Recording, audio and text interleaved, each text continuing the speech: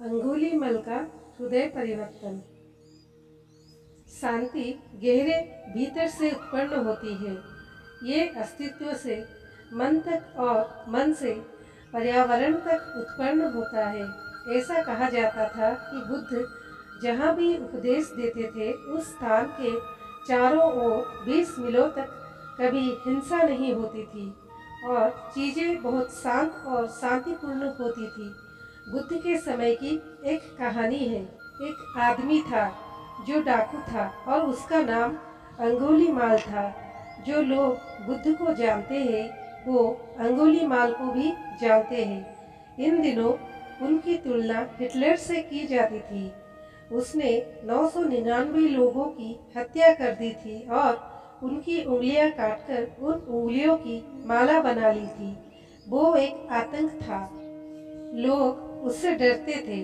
वो सिर्फ लोगों को मारता था और उनकी उंगलियां काट देता था क्योंकि उसे माला चाहिए थी। 999 लोग और वो 1000वीं उंगली की तलाश में था। और ऐसा हुआ कि बुद्ध वहां से गुजर रहे थे। अंगुलीमाल एक पहाड़ी की चोटी पर रहता था। उसने एक सुंदर आदमी और अच्छा दिखने वाला व्यक्ति देखा। उन्होंने कहा, ठीक है, ये मेरा हजारवा है। मैं उसकी उंगली को पेंडेंट के रूप में रख सकता हूँ। तो वो और जोर से हंसते हुए और शोर मचाते हुए पहाड़ी नीचे आया। मैं अंगुलीमाल आ रहा हूँ और बुद्ध अविचल थे। वो वहीं खड़ा मुस्कुराता रहा। अंगुलीमाल ने उसका पीछा करने की कोशिश की। क्या तुम्हें डर नहीं लगता? आप जानते हैं कि मैं अंगुलीमाल हूँ। लोग उसका नाम सुनकर ही भयभीत हो जाते थे। उन्हें बुरा सपने आते थे। लोग भाग जाएंगे और यहाँ वहाँ देखते हैं कि एक आदमी खड़ा है, शांति का अवतार, बस मुस्कुरा रहा है। कितनी करुणा और अनुग्रह के साथ उसे देख रहे हो।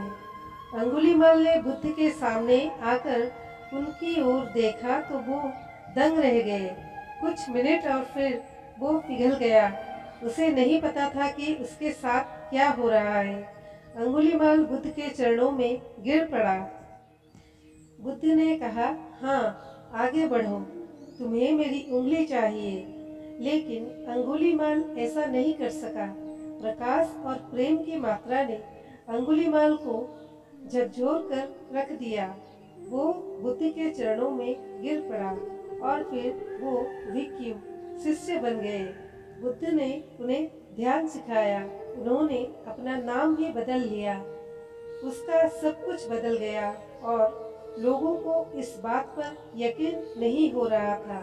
अंगुलीमाल बुद्ध के साथ रहकर बहुत कठोर तपस्या कर रहा था और बुद्ध ने उसे सिखाया कि अपने अंदर के तनाव और चिड़चिड़ापन, हताशा और अज्ञानता को कैसे देखा जाए, जिसने उसे ऐसा काम करने के लिए प्रेरित किया। और जब वे सभी अलग हो गए तो वो एक अद्भुत व्यक्ति था।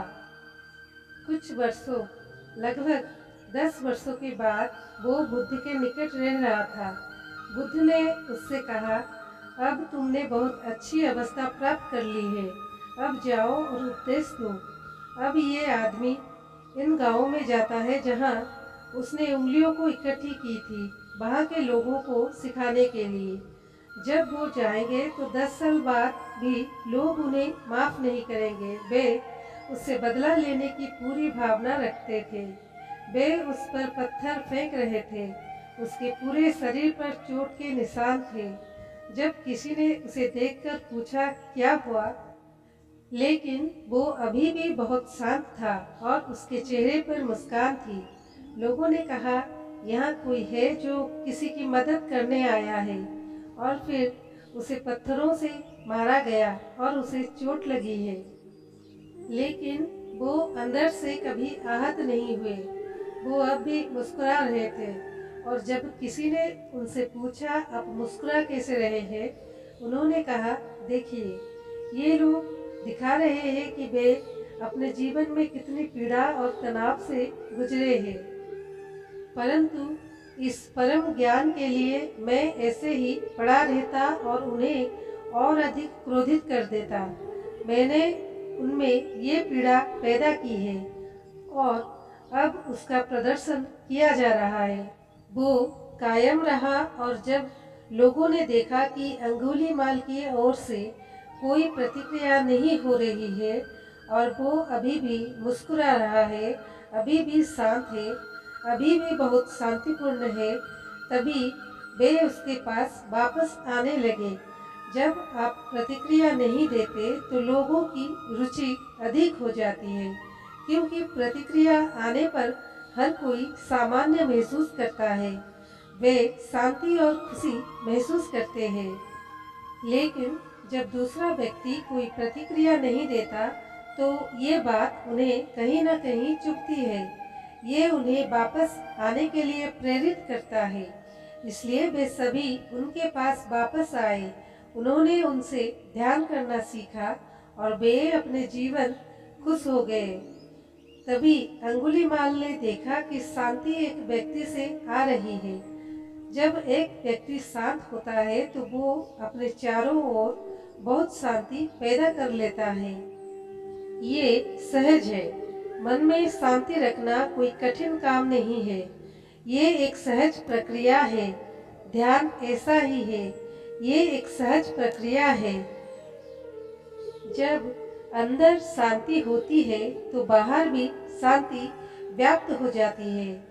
ये आपके आसपास आता है। ये वातावरण में फैलता है। लोग चारों ओर शांति और अनुग्रह महसूस करने लगते हैं।